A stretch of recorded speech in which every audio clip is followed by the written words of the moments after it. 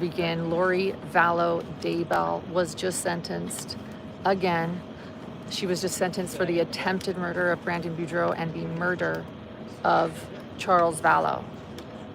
Glad to see a thumbs up. Don't know what everybody's missed, but a very emotional, very heavy emotional day for those that were following along on our live stream. And Dr. John is also watching, and we will be going live later. Right now we are awaiting a press conference that is going to take place. I'll show you guys what's going on. Here we are. There's Joe Schmo. Hello, there's Joe Schmo. Mike Watkis, he's been on our channel before. There's Nate. Everybody covering this right here. Brianna's known for a few interviews now with Lori Daybell. So what went on in there? They've got a canopy. It's 105, and my phone is actually attached right now to a phone cooler. So fingers crossed that we're okay. Last time we were here in Phoenix and we were waiting for a press conference, my phone shut down. So we have purchased a phone cooler to keep cool. Fingers crossed it works. And I am looking straight ahead at the doors of the courthouse, waiting to see when anyone will be coming out. So for those that didn't watch, like I said, we'll be doing a live later today. But Lori Vallow Daybell now has 7 life sentences ahead of her, 2 here in Arizona, and right, 5 in Idaho. You know, I'm losing track, guys. As I always say, I'm good at writing, but math is not my. I need to stop when it comes to math. She's got a lot of life sentences. A lot. Judge Boreski made some powerful remarks in there. I wasn't expecting that, showing empathy to Brandon Boudreaux for the survivor's guilt he carries, letting us know that he actually shares the same birthday with Charles Vallow, letting us know that his courtroom is a courtroom that follows the law, that is truth, that Lori Vallow Daybell, despite what she said in her testimony, absolutely has had a fair trial. That if anybody, any juror had even heard of Lori Vallow Daybell, they were dismissed and not used. We heard from several witnesses. One of the most profound witnesses, or one that was a really, really big deal, someone we had not heard of until today, was JJ's father, Todd Trantham. Todd was here today, able to give a victim impact statement, and it was incredible and heartbreaking to hear from JJ's biological father. We also heard from Kresha. Kresha was able to talk about her beloved uncle and her step cousin Tylee and JJ. We heard from so many voices in these victim impact statements, and they were given a little bit more freedom than they were in Idaho when victim impact statements were read, and more were able to share victim impact statements.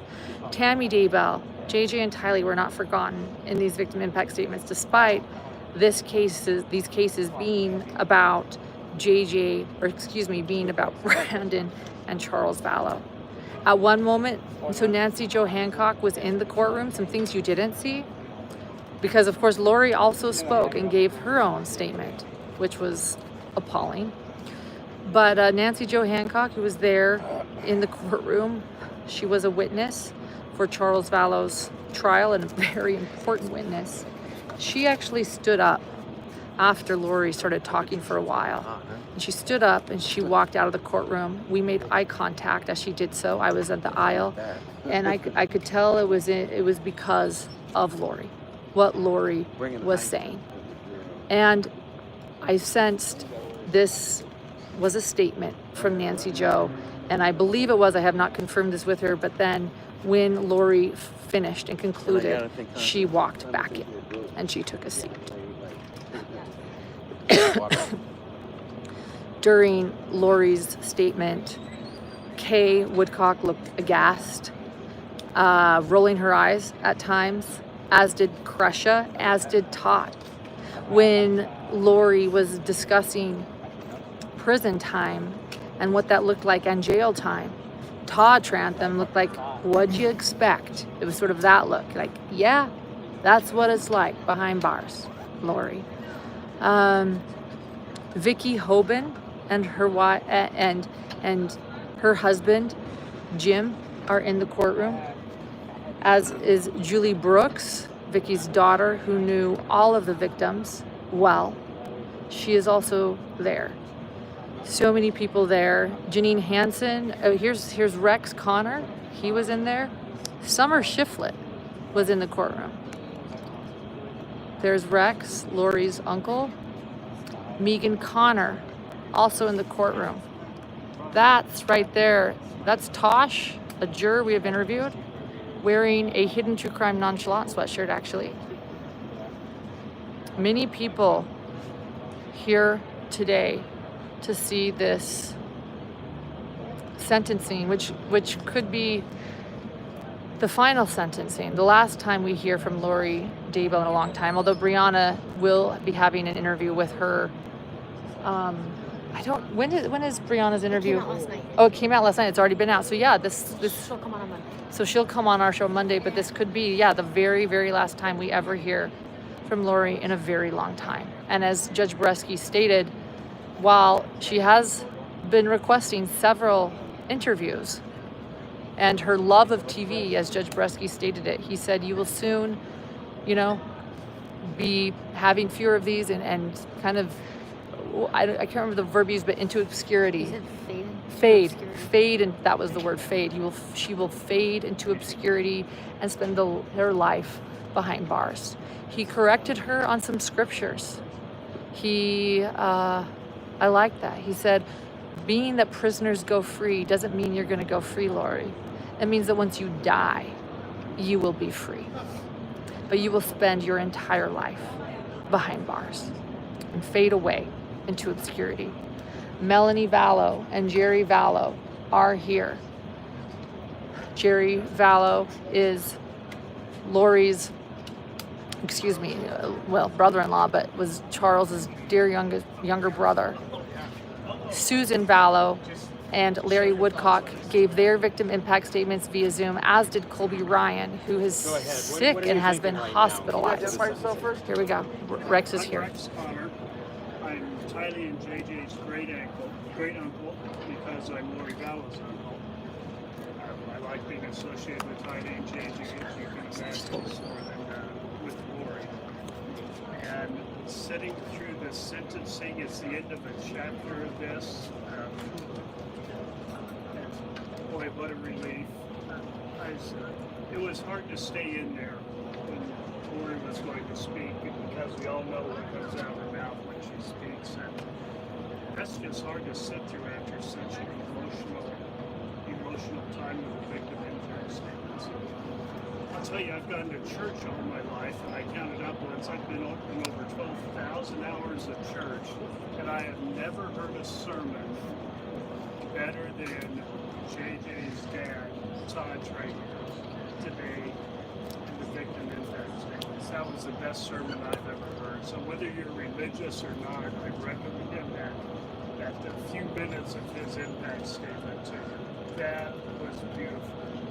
And so those moments like that are what makes all of this worth it. Makes it worth it to come to this emotionally terrible sentencing.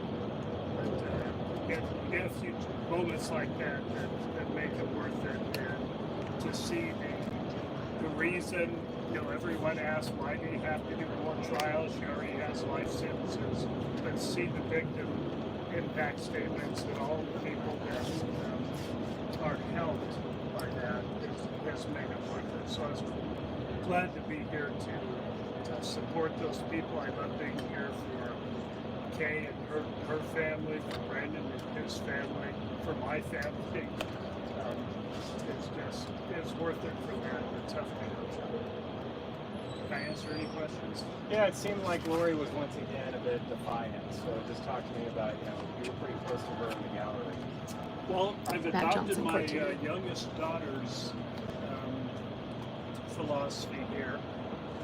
My youngest daughter was Lori's nanny, or Tylee and JJ's nanny, when I asked her about, and following the case, if she wanted to know more to talk about, I said, Dad, my expectations of Lori are so low, I'm just not putting any energy into it. And so my expectations of Lori today were so low, I was just, I cringe when she opens her mouth and we all have to hear it. But my expectations were low and they were met.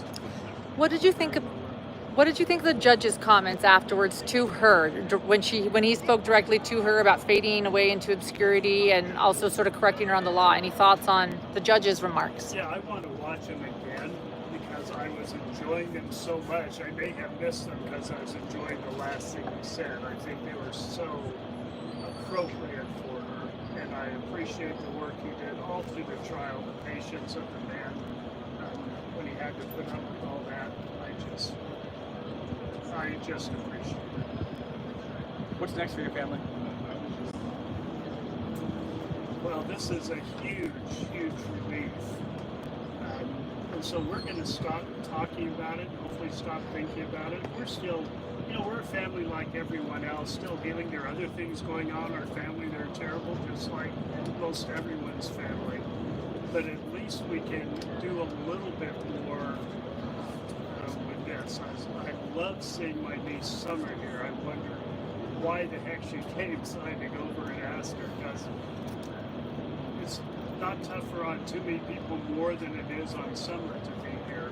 And I admire her strength of being here and just love her willingness to be here to heal some. And those are parts of the family we all need to heal inside our family. So there's going to be a lot more of that. Can you spell your name for us, please? Rex, R-E-X, Connor, C-O-N-N-E-R. Yes, I know Alex and I look alike, okay? When he is alive and not part of a ridiculous cult, it was a family joke and kind of fun. But, I'm Alex's uncle also, and I recognize there's a resemblance. Thanks for your time. Thank you. Thank you. Thank you, sir. Many of you are asking about Summer. Rex Connor did just state that he was surprised that Summer Shiflett, that's Lori's sister, showed up. This is the first sentencing she has attended, and she typically does not attend court, and he complimented her on showing up and admires her for doing that. And she did sit there throughout the whole thing, and I want you to know that as Lori was walking out, Lori did not look back. We stared at Lori's back of the head. Sometimes we saw the side of her head, but Lori did not turn back towards the gallery. But as she was leaving, she did look at Summer, and Summer sat very close to Lori, as close as she possibly could have been, on the front row to the left. And Lori did turn around and look at her and nod as they walked out. Many asking about Colby, too. Colby, as we know, has been hospitalized now twice, mini stroke, meningitis. These are very, very scary things. I was not sure. Oh, Rex is back. But we are so grateful to y'all in the media for covering the story, for years covering the story. That it's been such an important part of everyone being able to heal from it. First taking them the story initially, and then since you traumatized them with that, sticking with it so they could heal. Thank you all so much. Thank you, Sincerely. Rex. Thank you. Right. Colby was able to give a victim impact statement from virtually, despite him even living near the courthouse. He was not able to come in person, and it was heartbreaking where he talked about losing his entire family, his father, his sister, his brother, and almost losing Brandon, who he is now very, very close to and starting a media company with. Another thing that I wanted to bring up is Larry talked about, he said something that Larry's was powerful. He spoke right to Lori and on Zoom, and then Larry was followed by Susan Vallow. Susan Vallow was able to speak via Zoom as well. They were together in Louisiana, and they were able to both share about Susan's brother and Larry's brother-in-law. So something that Larry mentioned was that he said, "You tried to kill me, Laurie, once." And excuse me, what Larry is referring to when he states, "You were trying to kill me," was a story that he told us with Kay, only actually us, John and me, where he believes that Laurie tried to poison him with fruit salad and felt like he was going to die on an airplane afterwards and was sick for days, and had always felt that Laurie attempted to poison him. And I believe him. I think we've seen evidence that that is something that Laurie does, is poison people and drug them without their knowledge. We know that also that she did that with Charles Vallow. She did it with JJ. There is actually a Munchausen by proxy diagnosis in the family history charts when it comes to the stepsons, or excuse me, Charles's son, Laurie's stepsons. Not to JJ and Tally, but there is a lot of evidence that Laurie would give people medication or things that they did not need and without their consent. Again, sorry. No, you're good. I'm kind of skewed in here. It's okay. And you need canopy. Everyone needs some canopy. Megan was just over here for a quick second. I also saw the juror Victoria, who is also here.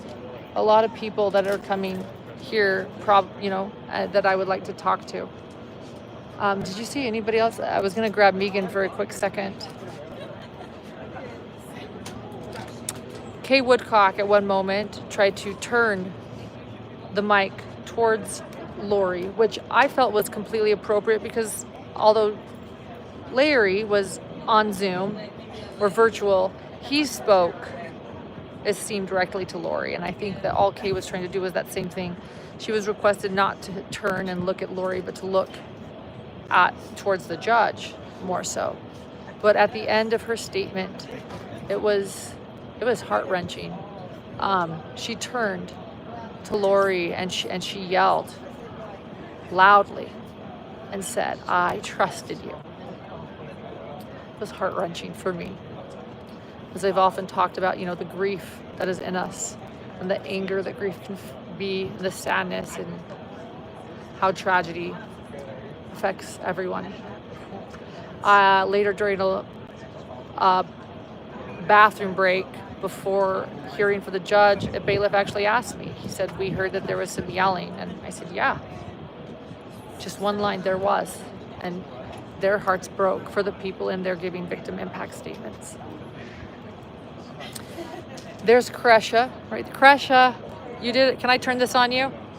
And just say you did a wonderful job? You don't have to say anything if you don't want to. You don't need to say anything. What? Well, I'll keep it off of you. I'll keep it off you, Kresha. But Kresha, you did a wonderful job. You did a wonderful job, Kresha. It's okay. I see that Nancy Joe is out here as well. There's Nancy Joe walking.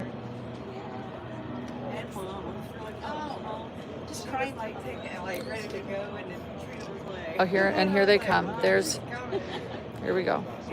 So there's Julie Brooks, Aunt Vicky's daughter. There's Aunt Vicky. Right there. There's Kresha with her moderator, Trace on the case. There's Tom Evans, Janine Hansen, Megan Music, a moderator of ours. You guys know. Dear friends with the Woodcocks. There's Caitlin. So it looks like we're getting closer. There's Victoria, a juror for Charles's trial. Sitting down right there. We are, should I keep this down? Kind of, we are worried about It's doing great. Is it doing great? My phone is saying cool. It's colder than your phone. Let me feel yours. Okay, yeah, my phone cooler. That's Jim, Vicky's husband, with her.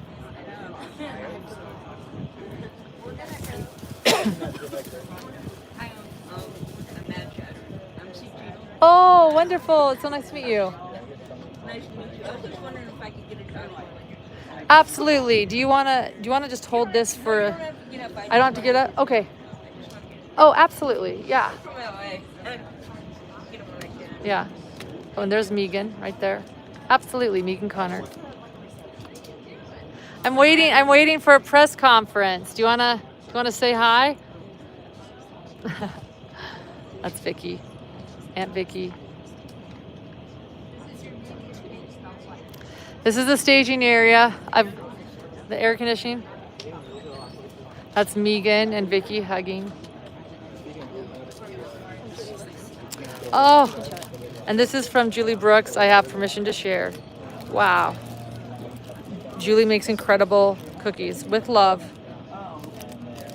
And with hearts lifted in sweet remembrance, we honor JJ, Tylee, Tammy, and Charles. Brandon's life is a blessing we cherish, and Justice, Love, and Judge Boreski have helped to light the way.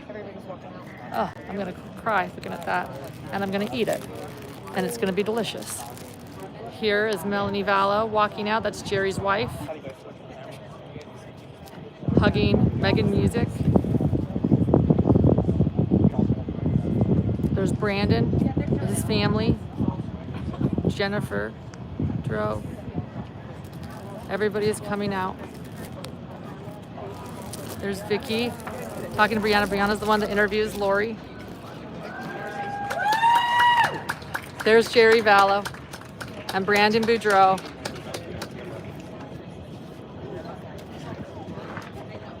I see that we have a lot of people watching. If you could please like this, thank you. And then again, Jerry's wife, Melanie, walking back there with Brandon's wife, Jennifer. Brandon and Jerry Vallow. Something you want to say? You go first. Thank you, I guess. I don't really have a lot to say. I think I shared what I had to say in there. So, but we appreciate all of you guys who shared our story over the last 6 years. We want to know, want everyone to know we're grateful. Grateful that our justice system working. So, you want to add? Jerry Vallow. My name's Jerry Vallow. It's Charles' brother. Well, I am Charles' brother. And this is over. And it's done. She got what she earned. And she's going to spend the rest of her life in prison. If she ever gets loose in Idaho, she comes here to finish. So, the bitch is done. And it's over. Woo! That's it. Woo!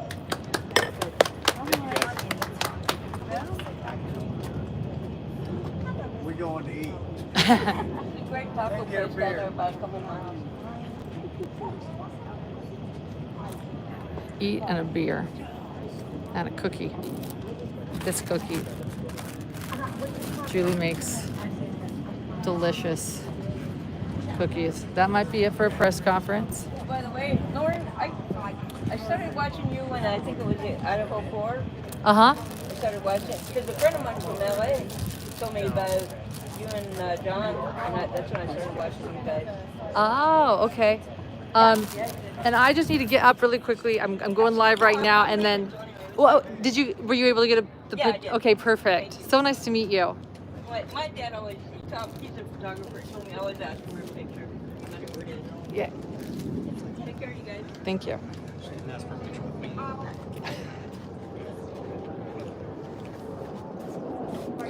There's Jerry hugging Grayson. Hello. Yeah. We're gonna go. We're gonna go. That's what it was. Can you say hi? I'm going live. I gave you privacy, but can I? Oh, yeah. Okay. Here's Melanie Vallow, Jerry's beautiful wife, and as Jerry said, he needed beer and food. Is that That's what the correct. plan? That's Correct. the plan. Okay. How are you doing? You doing Good, okay? good. Yeah, I'm glad it's over. Glad it's over. Proud of Jerry. Jerry, come here real quick.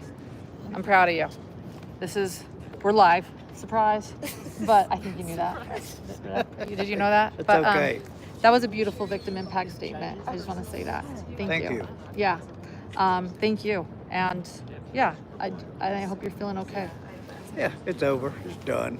It's over. Time to move on. Time to move on. Go get that beer, right? Yes, ma'am. Yes, ma'am. Thank you. Well, I was honored to listen to you today. So thank you. Well, I'm glad you were here. Yeah, glad to be here For too. the support. I appreciate that. Absolutely. Always. We'll always be there for you, Jerry. Thank you. Let's yeah, well I am on my phone. Let's go talk to Megan real quick. Oh, Megan's going live. Guys, I'm gonna take off for a little bit, I think. Want to make sure there's no one else we're possibly waiting for. Let me show you guys this press conference too. That Brandon goes. Here's this.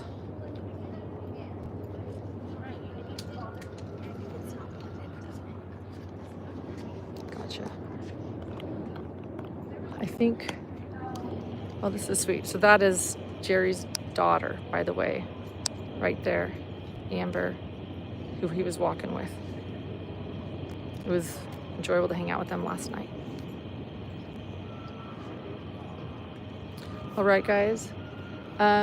Anything else? Should we talk to anyone else? Are we still waiting for Kay, or is she? Do we know? She is? Okay. Allegedly. She's still up there. She doesn't know where she went. Okay.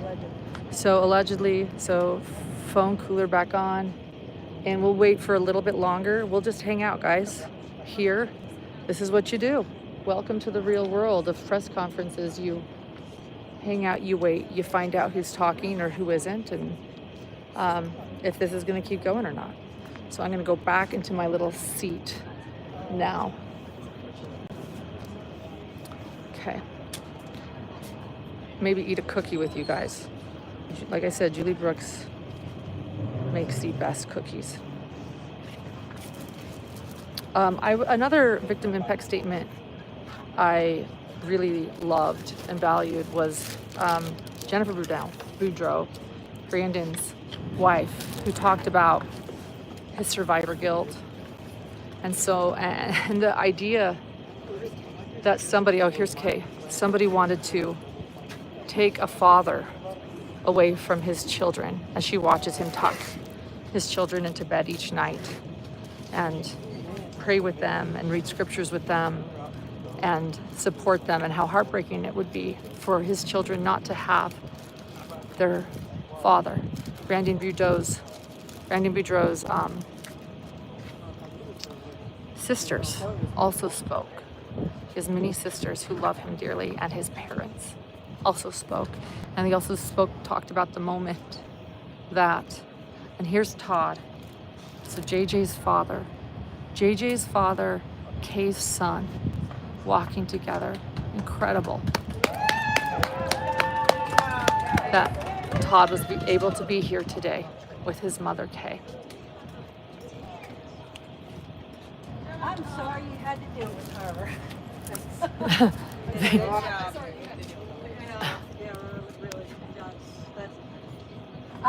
We are so glad to say our mission is accomplished after 6.5 years of her hell. We're done. And I never have to see her again, talk to her again. She can never call me, and I won't be calling her. And God bless Charles and JJ and Tylee and Tammy. And I thank Lori for being such a stupid criminal. And Chad. Her and Chad. Stupid criminals. What do you think of her impact statement today? Before, I mean, It was obviously the same, addressed much.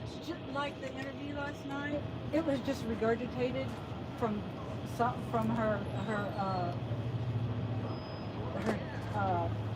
interviews before. That's all she did. It was just regurgitation.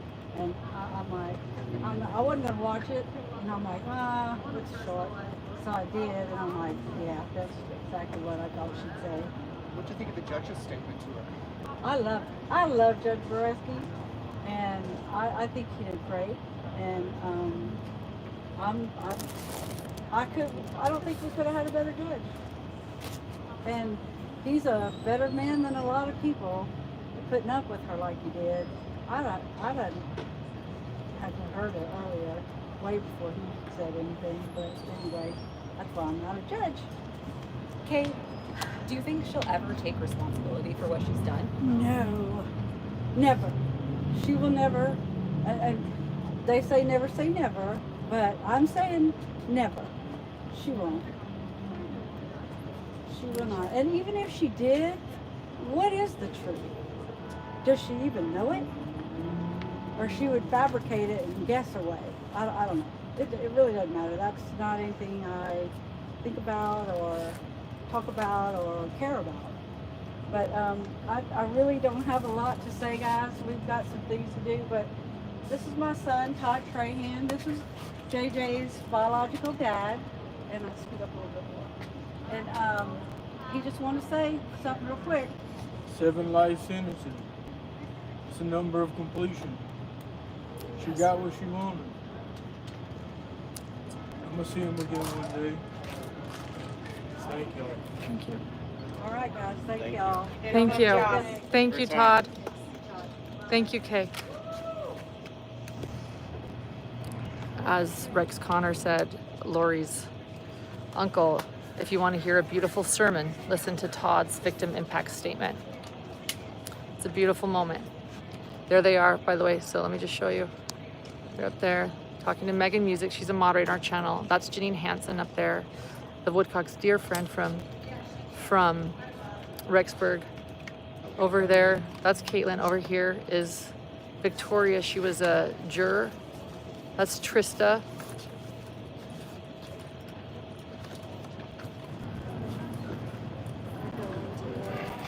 And there's Tom Evans, a juror at Lori's first trial.